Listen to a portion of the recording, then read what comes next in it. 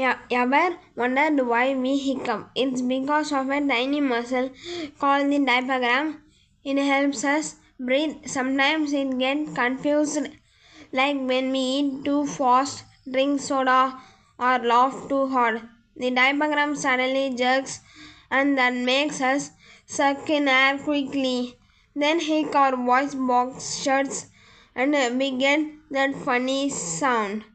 Most hiccups go away on their own, but if they stay too long, it's time to check with the doctor. So, next time hiccup, just smile. Thanks for watching.